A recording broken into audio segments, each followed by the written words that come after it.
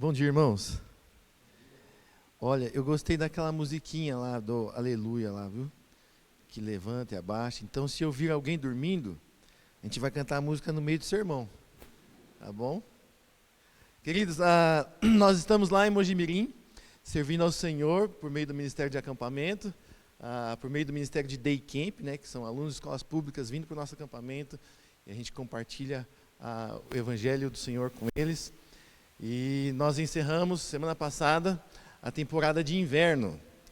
E foi muito gratificante, no final do acampamento, ver jovens e adolescentes ajoelhados, se comprometendo com o Senhor no culto da fogueira e firmando um compromisso com o Senhor. Nesse semestre nós já conseguimos falar de Cristo, compartilhar o Evangelho com mais de 250 crianças. Então Deus continua nos usando lá em Mojimirim, e o nosso pedido é para que vocês continuem orando por nós. Nós queremos fazer mais um Day Camp em setembro e novembro, as escolas já estão lá esperando, mas a gente ainda precisa levantar os recursos para poder oferecer esse dia para os alunos de escolas públicas. Então, se você puder, ore por nós, lembre-se de nós em suas orações, e para que Deus continue nos usando lá onde Ele tem nos colocado. Queridos, eu queria compartilhar a palavra de Deus com vocês essa manhã. Existem duas, quando a gente está falando com as crianças, EBF, essas coisas, duas vitaminas que nós precisamos quando a gente entende o Evangelho, que é Bíblia e... Pode falar mais? Esse pessoal não veio em EBF. Oração, Bíblia e oração. E esse tema, oração, é algo que tem sido muito não cuidado pelos crentes. Eu tenho visto crentes que mal oram para comer. E esse tema é extremamente importante para a nossa vida espiritual. Obrigado, irmão. Por isso, eu quero te convidar a abrir sua Bíblia lá no Evangelho de Mateus, no capítulo 6. Evangelho de Mateus, no capítulo 6, nós vamos ler sobre o Pai Nosso. Então, se você puder, abra ou ligue a sua Bíblia, lá no Evangelho de Mateus, no capítulo 6, a partir do versículo 9. E diz assim a palavra do Senhor: portanto, vós orareis assim: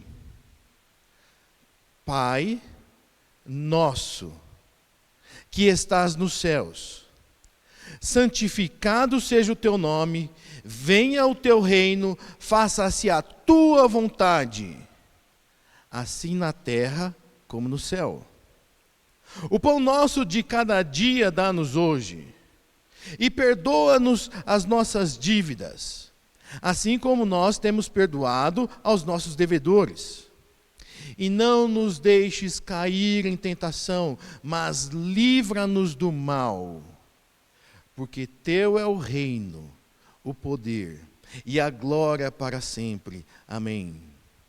Porque se perdoardes aos homens as suas ofensas, também vosso Pai Celeste vos perdoará. Se, porém, não perdoardes aos homens as suas ofensas, tampouco vosso Pai vos perdoará as vossas ofensas. Esse texto começa com uma palavrinha muito importante, que é a palavrinha portanto. O que essa palavra nos indica? Ela nos indica a conclusão de um raciocínio. Jesus vinha ensinando alguma coisa e agora ele conclui. Por causa do que eu disse, portanto, e o que é que ele nos ensina? Jesus nos ensina anteriormente como nós não devemos orar. Duas coisas que nós devemos evitar em nossas orações: a hipocrisia e as vãs repetições. Nós podemos levar as nossas necessidades a Deus em oração, as necessidades dos outros, Nós podemos orar por 1 hora. Nós só não podemos dizer que quem não faz isso não é alguém de oração. Porque a Bíblia não faz isso. A Bíblia nos diz que nós temos que orar sempre. No carro, na rua, na cozinha, na escola, no trabalho. Nós temos que ter uma atitude de oração, um espírito de oração, um coração aberto diante de Deus em comunhão com Ele. E nós temos motivos para passar o dia inteiro orando, antenados em Deus. Orar sem cessar é estar em contato com Deus o tempo todo. É nosso dever orar o tempo todo. E o texto nos diz, quando orardes, não é se vocês orarem. E quando nós fizermos isso, nós devemos evitar a hipocrisia e as vãs repetições. E hipocrisia é uma palavra usada antigamente para descrever os atores do teatro antigo. Esses atores usavam uma máscara, segurava a máscara com um pauzinho aqui, e nessa máscara tinha um sorriso. O ator, por detrás dessa máscara, podia estar chorando, que o que todo mundo ia ver era um sorriso. Com o tempo, essa palavra passou a designar aquilo que parece o que não é. Alguém que dá a impressão de algo que na verdade não é. E Jesus usa o termo hipócrita para descrever aquelas pessoas que aparentam ser espirituais, que aparentam ser piedosas, mas que na verdade não são. O que Jesus está combatendo aqui são as pessoas que oram para impressionar os outros. Vejam o versículo 5 desse mesmo capítulo. Mateus capítulo 6, versículo 5. Veja o que Jesus diz. E quando orardes, não sereis como os hipócritas, porque gostam de orar em pé nas sinagogas e nos cantos das praças, para serem vistos dos homens. Esse para nos indica a finalidade. Por que eles gostavam de orar nas esquinas, onde todos pudessem vê-los?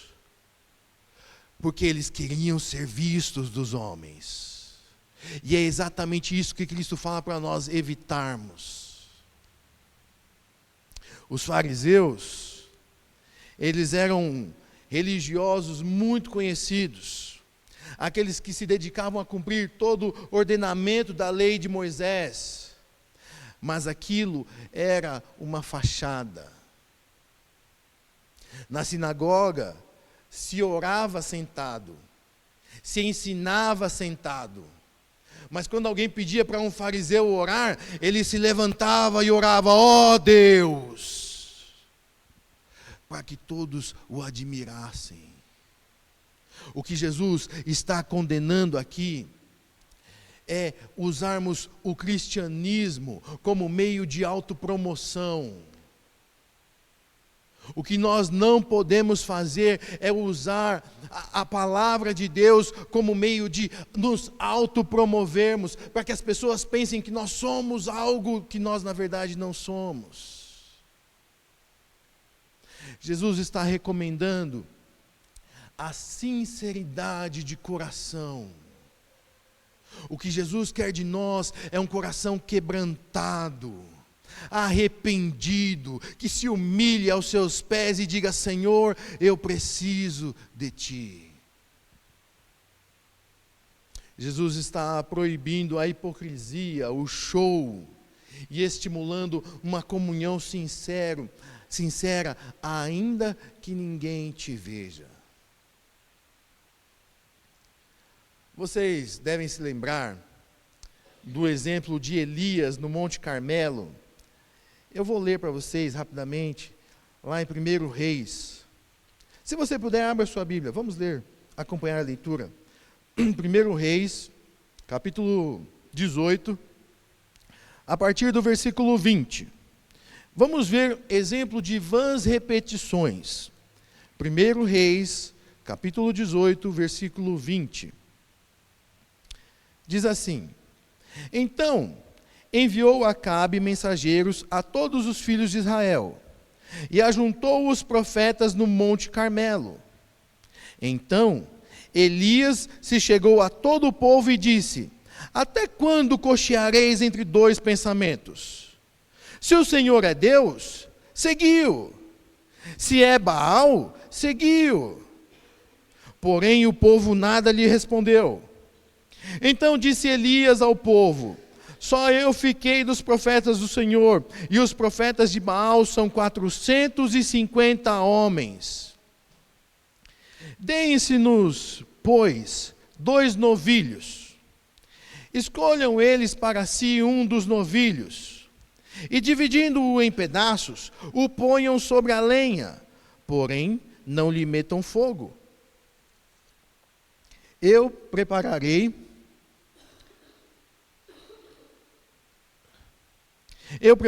o outro novilho, e o porei sobre a lenha, e não lhe meterei fogo. Então invocai o nome do vosso Deus, e eu invocarei o nome do Senhor. E há de ser que o Deus que responder por fogo, esse é que é Deus. E todo o povo respondeu e disse: É boa essa palavra.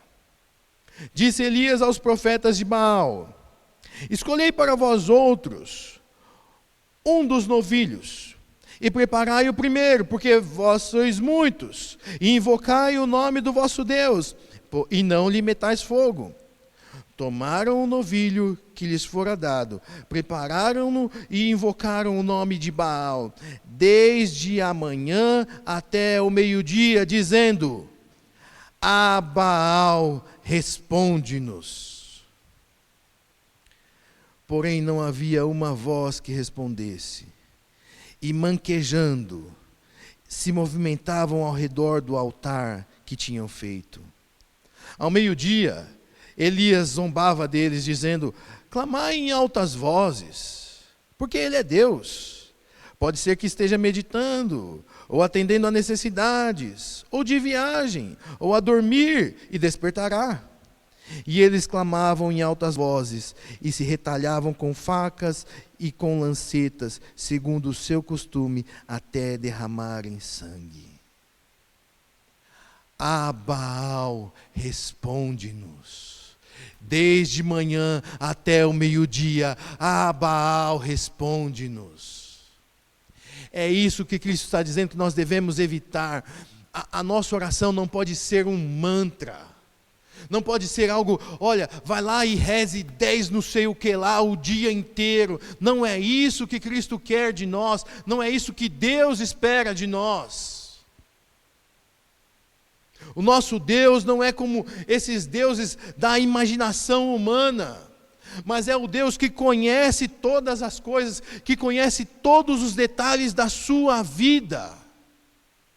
Não há nada escondido que Ele não saiba. Ele não somente sabe o que você quer, mas exatamente aquilo que você precisa. Ainda que você peça outras coisas. Com isso, Jesus está nos desestimulando a sermos repetitivos, mas a sermos perseverantes em oração. E agora Jesus nos ensina pelo que nós devemos orar. Nós precisamos entender que a oração do Pai Nosso, ela é uma orientação de prioridades. Ela é um modelo. Quando nós formos orar, nós temos que ter em mente a oração do Pai Nosso como modelo para as nossas orações. As nossas orações devem ser marcadas pelas características que nós vamos ver agora. E vejam, a oração começa dirigindo-se ao Pai. Essa palavra Pai, ela nos mostra alguém que nos conhece, alguém que nos ama, alguém que se importa conosco, alguém que cuida de nós. O Deus a quem eu oro é Pai. Ele conhece as minhas necessidades e Ele tem poder para atendê-las. Mas nós precisamos fazer uma distinção aqui. Nem todos são filhos desse Pai. Todos nós somos criaturas de Deus, mas nem todos são filhos de Deus. Só pode ser considerado filho de Deus quem ama o Pai e ama o seu Filho Jesus Cristo. Em João capítulo 1, versículo 12, diz assim: mas a todos quantos o receberam, deu-lhes o poder de serem feitos filhos de Deus, a saber, aos que creem no seu nome. Você é criatura de Deus ou é filho de Deus? Você pode chamar Deus de Pai. Você pode dizer: Senhor, eu posso sim chamá-lo de Pai, porque eu amo o seu Filho Jesus. Porque eu entendi que eu era um miserável pecador, perdido nos meus próprios desejos, buscando satisfazer os desejos do meu coração, do meu eu. Mas eu entendi que isso era uma ofensa contra o Senhor. Eu me arrependi dos meus pecados, eu te pedi perdão e eu te convidei para morar no meu coração, para transformar a minha vida, para dar sentido, propósito para a minha vida. Você já fez isso? Veja, eu não estou te perguntando há quanto tempo você frequenta a igreja. Eu não estou te perguntando se você é um menonita ou não. Eu estou te perguntando: você tem um relacionamento íntimo com o Pai? Você ama o Senhor Jesus de todo o seu coração? Se você ainda não fez isso, hoje é dia de você se render aos pés do Senhor e dizer: Senhor, por favor, me salva. Senhor, por favor, muda o meu coração. Me dê sentido para a vida, me dê esperança de vida eterna. E o texto continua dizendo: Pai nosso. Entenda, irmãos, isso mostra que nós fazemos parte de uma grande família, que assim como eu pode chamar a Deus de Pai. Esse nosso nos mostra o sentido de comunidade. Não existe cristianismo, não existe no cristianismo espaço para o individualismo. O Pai é nosso. Essa ideia de crente desigrejado não é bíblica. Se você entendeu o que Deus fez por você e o que Ele quer de você, você deve fazer parte da comunhão dos santos, de maneira que você possa dizer: Pai nosso. O Pai não é meu, é nosso.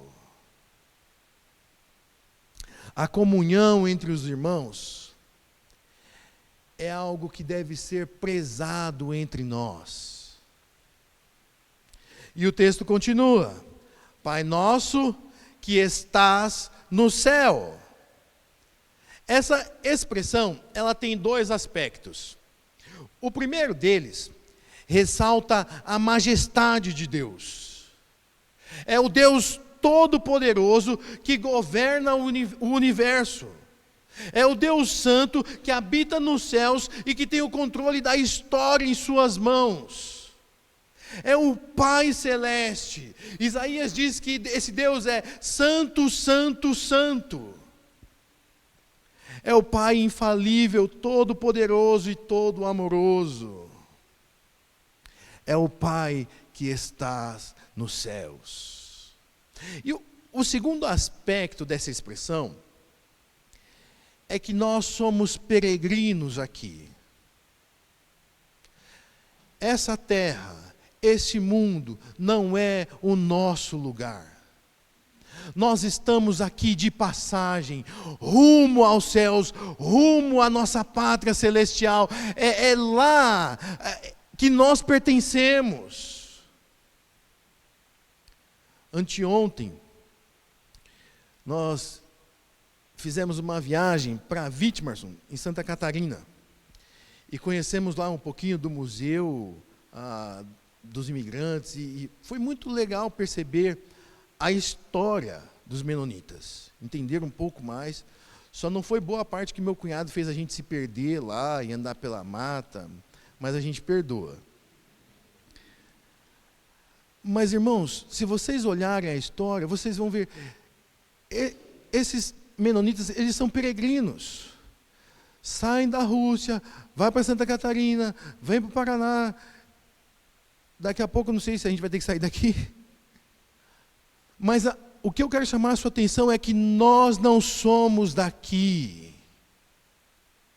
Nós não podemos viver a nossa vida como se isso aqui fosse a única coisa que nós temos. Nós não podemos fazer deste mundo a finalidade da nossa vida. Nós não podemos pensar em juntar tesouro aqui na terra, esquecendo-nos de onde nós somos, para onde nós estamos indo. Nós não podemos esquecer que nós não pertencemos a este mundo.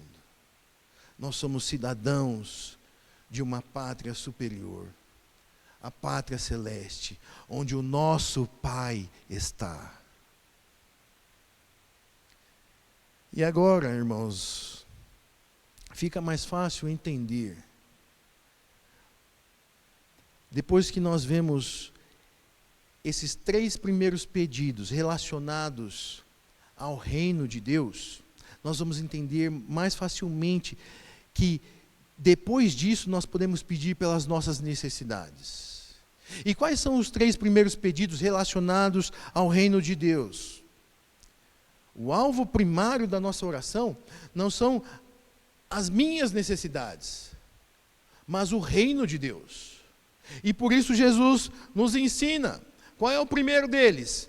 Santificado seja o vosso nome. Esse é o primeiro pedido da oração que Jesus nos ensina. Mas o que significa isso? Santificado seja o vosso nome. Deus já é santo. Irmãos, essa expressão significa que o nome de Deus deve ser santificado na minha vida, na vida da minha família. O nome de Deus deve ser santificado no meu trabalho ou por onde eu passar. As pessoas têm que olhar para mim, elas têm que ouvir as minhas palavras, ver as minhas atitudes e dizer: Deus é santo. Os nomes de Deus revelam quem Ele é e o que Ele faz. Santificado seja o seu nome, significa que o nome de Deus deve ser temido, reverenciado e adorado. Venha o teu reino.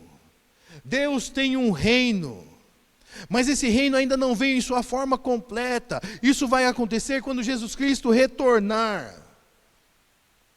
E nós devemos orar, pedindo para que o reino de Deus venha e seja conhecido no mundo todo.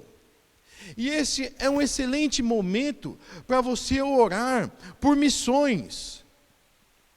Venha o teu reino, Senhor. Venha o teu reino em Whitmerson, venha o teu reino em Mojimirim, venha o teu reino no Brasil, nos países mais distantes, venha o teu reino. E nós devemos trabalhar para que o reino de Deus venha. Nós devemos nos esforçar para que as pessoas ouçam o evangelho que nos salvou, que mudou a nossa vida. É um pedido para que a expansão do reino de Deus venha. E se o Senhor quiser me usar, eis-me aqui. Se o Senhor quiser usar os nossos filhos, eles são teus. Essa deve ser a nossa oração. Santificado seja o teu nome, venha o teu reino e seja feita a tua vontade. A oração que agrada a Deus é a oração que clama para que a vontade de Deus seja feita. O nosso coração deve desejar a vontade de Deus. É pela vontade de Deus que nós devemos orar. O problema é que existe no íntimo do nosso coração uma arrogância que acredita que a nossa vontade é melhor do que a vontade de Deus. Em 2018, nós passamos por uma situação muito difícil com um amigo meu de seminário, tinha 38 anos, ele, a esposa e 2 filhos. O mais velho tinha 10 e o mais novo tinha 7. Ele fez aniversário de casamento, viajou para Caldas Novas. Na viagem de volta, uma moça que não tinha habilitação, saindo de uma balada, drogada, bêbada, bateu no carro deles e morreu o meu amigo, a esposa dele e o filho mais velho. Só ficou o menor de 7 anos. E isso é muito duro. Mas às vezes, na arrogância do nosso coração, nós dizemos: não, isso não está certo. Irmãos, a vontade de Deus, ela é boa, agradável e perfeita, ainda que seja diferente da vontade do nosso coração. Ainda que nós passemos por momentos de dor, ainda que eu passe por momentos de tribulação, ainda que eu ande pelo vale da sombra da morte, dentro da vontade soberana de Deus, eu posso descansar, porque eu sei que Ele me consola com o seu cajado. Assim como é no céu, que seja feita a vontade de Deus entre nós. Nós devemos orar pedindo para que o nome de Deus seja reverenciado, temido, adorado, para que o reino dele venha e para que a vontade dele seja feita e não a nossa. Essa é a oração mais profunda que nós podemos fazer. E depois disso você entende porque pão, perdão e proteção vêm em segundo lugar. É importante nós percebermos que os pedidos relacionados ao reino de Deus, a sua vontade vem em primeiro lugar. Depois disso vêm as nossas necessidades. Em Mateus, a continuação do capítulo 6, versículo 33, diz assim: buscai, pois, em primeiro lugar o seu reino e a sua justiça, e todas estas coisas vos serão acrescentadas. Na segunda parte da oração, Jesus nos ensina a pedir por pão, perdão e proteção. O pão nosso de cada dia. O pão aqui representa as nossas necessidades mais básicas. Aquilo além do pão pode ser. Aquilo além do pão é graça. Toda vez que você for tomar café da manhã e tiver lá na sua mesa uma Nutella, olhe para ela e pense: graça. Isso é graça, é além do pão. Deus dá ou não dá, e se Ele não quiser dar, isso não significa que Ele não te ama. O futuro está nas mãos de Deus, e nós precisamos aprender a confiar nele. perdoa as nossas dívidas. O pecado é visto como uma dívida que nós contraímos diante de Deus. Quando nós pecamos, nós nos tornamos devedores de Deus, e portanto sujeitos ao castigo, à disciplina de Deus, e nós não podemos pagar. Não existe nada que nós possamos fazer para pagar a nossa dívida, a não ser pedir perdão a Deus. E Deus está disposto a nos perdoar. Está disposto a perdoar cada um que chega diante dele em atitude de quebrantamento, em humildade e arrependimento. Perdoe-nos assim como nós temos perdoado quem nos deve, quem tem pecado contra nós. Irmãos, só quem entendeu o tamanho do perdão que recebeu é capaz de perdoar. O perdão é uma evidência de que você é uma nova criatura. Quando você entende o tamanho do seu pecado, o tamanho do perdão que você recebeu, você consegue perdoar.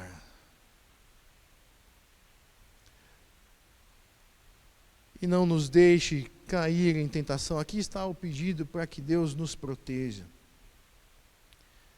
Para que o Senhor nos livre de pecarmos contra Ele. Para que o Senhor nos livre de não perdoarmos os nossos irmãos.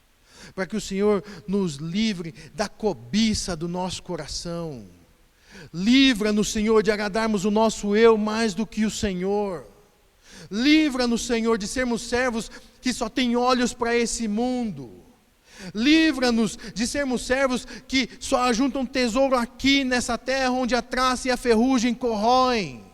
Livra-nos, Senhor, de sermos servos que não servem.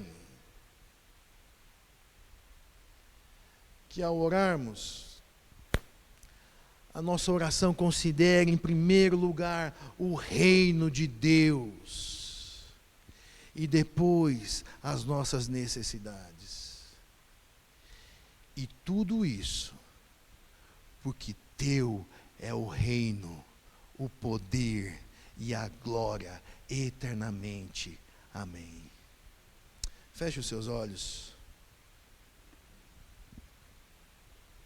Nós vamos orar ao Senhor.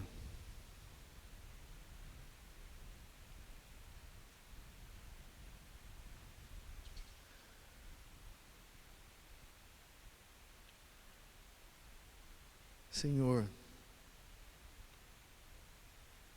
nós não temos como te agradecer por tudo que o Senhor fez por nós. Nós estávamos perdidos e o Senhor nos encontrou. E hoje nós aprendemos um pouco da tua vontade. Senhor, ajuda a termos no nosso coração o teu reino em primeiro lugar. Que o teu nome seja santificado na nossa vida. Que o teu reino venha. E que a tua vontade seja feita. Ainda que isso seja difícil para nós, mas nós cremos que a tua vontade é o melhor para nós. Ainda que isso envolva autonegação, ainda que isso envolva perseguições, nós sabemos que isso é o melhor. E Senhor, se existe alguém aqui hoje que ainda não te chama de Pai, Senhor, nós te pedimos que o Senhor toque esse coração, para que se arrependa dos seus pecados, para que tenha uma nova vida com o Senhor, para que seja transformado pelo poder do teu evangelho, evangelho que cura, que liberta, que dá nova vida, que dá esperança de vida eterna. Toca, Senhor,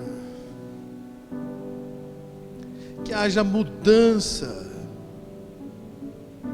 que haja transformação, que haja salvação. E quanto a nós, Senhor, ajuda-nos a fazermos a Tua vontade, certos de que o Senhor é o Deus provedor, o Deus cuidador, o Deus que nos dá o pão, o Deus que nos capacita a perdoarmos, o Deus que pode nos livrar de cairmos em tentação. Que o Teu nome seja sempre louvado, glorificado, porque Teu é o reino, o poder e a glória para sempre, em nome de Cristo Jesus. Amém.